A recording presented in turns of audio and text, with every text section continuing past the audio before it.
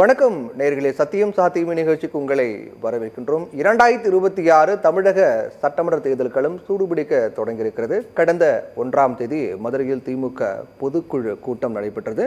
அந்த கூட்டத்தில் உரையாற்றிய தமிழக முதலமைச்சர் மு.க.ஸ்டாலின் எந்த ஷா வந்தாலும் தமிழகத்தை ஆள முடியாது என்று முழங்கினார்.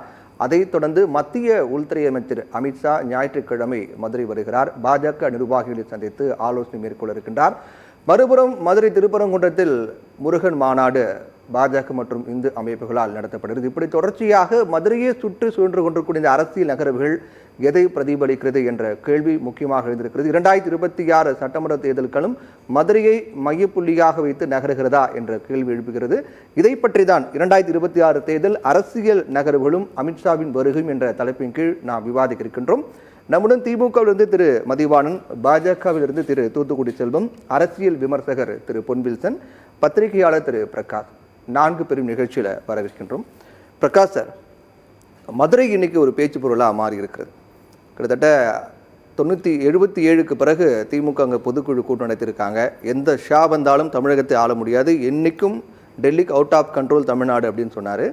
உடனடியாக மத்திய உள்துறை அமைச்சர் அமித்ஷா ஞாயிற்றுக்கிழமை மதுரை வருகிறார். பாஜக நிர்வாகிகளை சந்திக்க இருக்கிறார். மறுபுறம் ஏற்கனவே சொன்ன மாதிரி மதுரை திருப்பரங்குன்றத்தில் முருகன் மாநாடு நடக்கிறது. விரைவில் விஜயும் தொண்டர்களை மக்களையும் சந்திக்க இருக்கிறார் என்று சொல்லப்படுகிறது. அது எங்கிருந்து தொடங்க போகிறார் அப்படிங்கிற கேள்விக்குறி எழுகிறது. எதிர்க்கட்சி தலைவர் எடப்பாடி பழனிசாமியும் நடைபயணம் போக போகிறார் அப்படின்னு சொல்லப்படுது. இது மதுரையாக இருக்குமாங்கிற கேள்வி எழுகிறது. இப்படி எல்லா நிகழ்வுகளும் மதுரையை சுற்றியே நடக்குகிறது. மதுரையை மையப்படுத்தி நடக்குது அப்படின்னா அதோடைய காரணமாக என்ன பார்க்குறீங்க, எப்படின்னு பார்க்குறீங்க? மதுரை தென் மாவட்டங்களுடைய தலைநகரம் சார். ஆக்சுவலாக எம்ஜிஆர் திருச்சியை தான் தலைநகராக கொண்டு வரணும்னு நினச்சார்.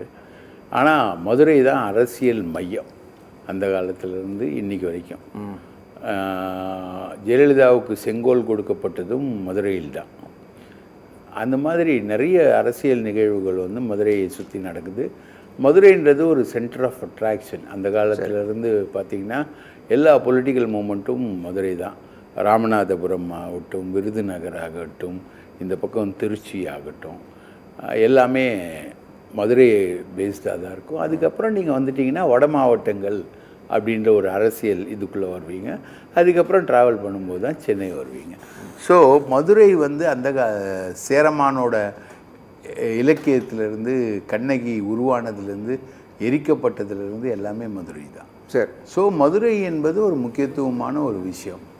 அந்த இடத்துல திமுக தன்னோட பொதுக்குழுவை கூட்டி எந்த ஷா வந்தாலும் பார்த்துப்போம், அதை பற்றி எங்களுக்கு கவலை இல்லை, நாங்கள் சந்திப்போம் அப்படின்றது மத்திய அரசுக்கு எதிராக திமுக எடுக்கக்கூடிய ஒரு நிலையை அவர்கள் உணர்த்தி இருக்கிறார்கள்.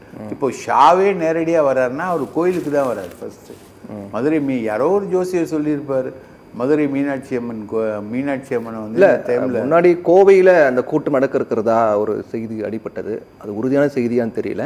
ஆனால் முதலமைச்சருடைய இந்த பொதுக்குழுக்கு பிறகுதான், திமுக பொதுக்குழுக்கு பிறகுதான் மதுரையை தேர்ந்தெடுத்தாங்க அப்படின்னு சொல்லப்படுது. அப்படி தெரியல எனக்கு. ஆனால் மதுரை மீனாட்சி அம்மனை தரிசிக்கிறாரு அமித்ஷா. அதுக்கப்புறம் பாஜக கூட்டங்களில் கலந்துக்கிறார். இதுதான் இது இருக்குது. இனிமேல் பட்டு நிறைய பேர் வருவாங்க. இன்றைக்கி ஒரு அமித்ஷா சொல்கிறீங்க, இனி அவங்களுக்கு 2026 பாஜகவுக்கு மிக முக்கியமான டார்கெட் தமிழகம்தான். தமிழகத்தை சுற்றி தான் அவங்க தங்களுடைய வியூகங்களை அமைக்க போகிறாங்க. இன்னும் நிறைய வியூகங்கள் அங்கே பாக்கி இருக்குது. அவங்க விஜயை கொண்டு வர ட்ரை பண்ணுறாங்க, சீமானை கொண்டு வர ட்ரை பண்ணுறாங்க, தேசிய ஜனநாயக கூட்டணிக்குள்ளே அவங்கள எல்லாரையும் கொண்டு வர ட்ரை பண்ணுறாங்க. ஆனால் மிஸ்ஸிங் என்னென்னா, அதிமுகவில் மதுரையை பேஸ் பண்ண ஓபிஎஸ், சசிகலா, தஞ்சை, டெல்டாவை பேஸ் பண்ண சசிகலா, அதுக்கு பிறகு தென் மாவட்டங்களை பேஸ் பண்ண முக்குளத்தோர் வாக்குகள், இதை அதிமுகக்குள்ளே கொண்டு வருவதற்கு எடப்பாடியும் தயாராக இல்லை, முடியாதுன்னு சொல்லிட்டார் எடப்பாடி. ஓபிஎஸ்ஸை நான் சேர்க்குற பேச்சுக்கே இடம் இல்லைன்னு சொல்லிட்டார். ரைட்டுங்களா? அதே மாதிரி சசிகலாவுடைய ஓபிஎஸ் சேர்க்காம போனால் அந்த வாக்குகள்லாம் கிடைக்காது அப்படின்னு எடுத்துக்கலாமா? கிடைக்காது, கண்டிப்பாக கிடைக்காது. முக்குளத்தோர் வாக்குகள் மிகப்பெரிய மைனஸாக அதிமுகவுக்கு போன தேர்தலில் பாஜக வாங்கின 18% வாக்குகள் ஆன்டி எடப்பாடி வாக்குகள். இந்த சைடில் எடப்பாடி வாங்கின 20% வாக்குகள் ஆன்டி பிஜேபி வாக்குகள். ஓகே, இப்போ இந்த 2 பேரும் சிங்க் ஆகணும். அதுக்கப்புறம் கூட வந்து விஜய் வரணும், சீமான் வரணும், எல்லாரும் வரணும். ஓபிஎஸ் என்டிஏ கூட்டணியில் தானே இருக்காரு, பாஜக தானே இருக்காரு. யாருங்க? ஓபிஎஸ் வந்து பாஜகவோட தான் இருக்காரு. பாஜக இருக்காரு. பாஜக அதிமுக கூட்டணி தான். அப்படிங்கிறபோது அந்த கூட்டணிக்கு அந்த வாக்கு வராதுன்றீங்க. பாஜக கூட தான் இருக்காரு, அந்த தேசிய ஜனநாயக கூட்டணியில இருக்காருன்றத தேசிய ஜனநாயக கூட்டணியுடைய தமிழக தலைவர் வந்து எடப்பாடி பழனிசாமி. அதுதான் அமித்ஷா சொல்லிட்டு போனார். எடப்பாடி பழனிசாமியை முதல்வர் ஆக்குவோம், எடப்பாடி பழனிசாமி தலைமையில் தேர்தலை சந்திப்போம்னு சொல்றாரு. ஆனா அவர் சொல்ல மாட்டாரு. அவர் இன்னைக்கு வரைக்கும் ஓபிஎஸ் வந்து எங்க அணியில இருக்காரு, எங்க கூட வராரு அப்படின்றது வந்து டிடிவி தினகரனை கூட ஒத்துக்கிறாங்க. டிடிவி தினகரன் அவங்க கட்சியோட பாஜக கூட்டணியில் இருக்காரு, வராருன்றதை ஒத்துக்கிறாங்க. ஆனால் ஓபிஎஸ்ன்ற ஃபேக்டரை ஒத்துக்கவே மாட்டாங்க. அதே மாதிரி யார் ஒத்துக்கலன்றீங்க? எடப்பாடி பழனிசாமி. இல்லை, அவர் எதுக்கு ஒத்துக்கணுன்றாங்க? அவர் பாஜகவோட கூட்டணியில் இருக்காரு. அவரு தான் தலைமை, தேசிய ஜனநாயக கூட்டணியோட தலைமை தமிழ்நாட்டில் எடப்பாடி பழனிசாமி தான். அவர் ஒத்துக்கணும். அப்போதான் அந்த இது வந்து அந்த கூட்டணி சிங்காவும் அந்த ஓட்டுகள் வரும். அப்படி ஒத்துக்காததுனால தான் இவங்க வந்து எடப்பாடி பழனிசாமி முதல்வர்ன்றதை அண்ணாமலை ஒத்துக்கல. இவங்களோட விஷயத்த எடப்பாடி ஒத்துக்கல. அதனால தாங்க அவங்க தோல்வியை சந்திச்சாங்க. நீங்க போன சட்டமன்ற தேர்தலில் 75 தொகுதிகளில் வந்து அதிமுக ஜெயிக்குது.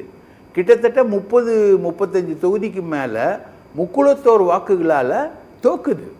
அவங்க வந்து கொண்டு வந்த அந்த 10.5% இடஒதுக்கீடு இருக்கு இல்லையா, அந்த 10.5% இடஒதுக்கீட்டில் பிறமலை கள்ளர் மற்ற ஜாதியினர் எல்லாருமே பாதிக்கப்பட்டாங்க. அவங்கெல்லாம் எதிர்த்து வாக்களிச்சாங்க, அதிமுகவுக்கு எதிராக வாக்களிச்சாங்க. சரி, இல்லாட்டி அந்த தேர்தலில் ரிப்பீட் வந்திருக்கும் ஏடிஎம்கே. ஸோ அந்த 10.5% இடஒதுக்கீடு வந்து மோசமாக போச்சு. இப்போ மறுபடியும் அந்த இப்போ சாதிவாரி இடஒதுக்கீடை வந்து கணக்கீட்டை வந்து மத்திய அரசு கொண்டு வரப்போது 2027 அது வரப்போகுதுன்ற அறிவிப்புலாம் வந்துடுச்சு. இப்போ அது இஷ்யூ கிடையாது. ஆனால் போன தடவை இழந்த முக்குளத்தோர் வாக்குகளை மறுபடியும் பெறுவதற்கான எந்த விதமான முஸ்தீபும் அதிமுக இல்லை. அதை தான் அதிமுக தலைவர்கள் சொன்னாங்க. முதல்ல நம்ம கட்சி ஒன்றாகட்டும், ஒன்றாயிட்ட அப்புறம் நம்ம அலையன்ஸை முடிவு பண்ணுவோம், அலையன்ஸை முடிவு பண்ணிட்ட அப்புறம் தேர்தலுக்கு போவோம். இந்த 3 ரவுண்டு போட்டாங்க அவங்க. இந்த 3 ரவுண்டில் 2 ரவுண்டை எடப்பாடி பழனிசாமி ஏற்றுக்கவே இல்லை. கட்சி ஒன்றாவதையும் எடப்பாடி பழனிசாமி ஏற்றுக்கல. அதுக்கப்புறம் அந்த முக்குளத்தோர் வாக்குகள் அலையன்ஸ் போனோம் அப்படின்றது. அலையன்ஸ் வந்து ஒரு ஆக்சிடென்ட்லாம் போயிட்டு திடீர்னு அது வரைக்கும் பாஜக இல்லைன்னு சொல்லிட்டு இருந்தவோ திடீர்னு ஒரு பாஜக அலையன்ஸ்ன்னு போகிறாரு. ஸோ இந்த ப்ரிப்பரேஷன் எல்லாமே அவசர கதியில் தயாரித்த உப்புமா மாதிரி தான் இருக்குது. இன்னும் ஒட்டலை, எண்ணெயும் தண்ணீருமாகத்தான் பாஜக அதிமுக கூட்டணி இன்னைக்கு வரைக்கும் இருந்துகிட்டு இருக்கு. சரி, இப்போ அமித்ஷாவுடைய வருகையுடைய கணக்கா என்ன, நீங்க என்ன பாக்குறீங்க? அமித்ஷா வந்து பல பொலிட்டிக்கல் கால்குலேஷன்ஸை கொண்டு வருவார். இப்போ விஜயோட ஒரு பேச்சுவார்த்தை போயிட்டு இருக்கு, சரி, சீமானோட ஒரு பேச்சுவார்த்தை போயிட்டு இருக்கு. இது ஒரு டெல்லி டீம் தான் பண்ணிக்கிட்டு இருக்காங்க. அவங்க எந்த அளவில் இருக்காங்க, அவங்க எந்த ஸ்டேஜில் வருவாங்க, மேக்சிமம் நான் கணக்கு போடுறது எனக்கு கிடைக்கிற தகவல்கள் அடிப்படையில் பார்த்தீங்கன்னா ஜனவரிக்கு மேலே அவங்க வந்து பாஜக கூட்டணிக்குள்ளே வந்துடுவாங்க அப்படின்னு ஒரு கணக்கு வருது. யார்? தாவேக்காவும் சீமானும் வந்துடுவாங்க அப்படின்னு ஒரு கணக்கு. அந்த கணக்கை வேகப்படுத்துவதற்கு, அந்த நெகோசியேஷன்ஸை பண்ணிக்கிட்டு இருக்கவங்கள வேகப்படுத்துவதற்கு, அது சம்பந்தமான விஷயங்களை ஊக்கப்படுத்துவதற்கு அமித்ஷாவோட விசிட் வரலாம். இல்லை, அதுக்கு வாய்ப்பு இருக்குன்றீங்களா? தாவேக்கால ஒரிஜினல் விட்ட அதில் முக்கிய நிர்வாகிகள்லாம் சொல்கிறாங்க எங்களுடைய கொள்கை எதிரி பாஜக, அவங்களோட கூட்டணி வைக்க வாய்ப்பு இல்லைன்னு சொல்கிறாங்க.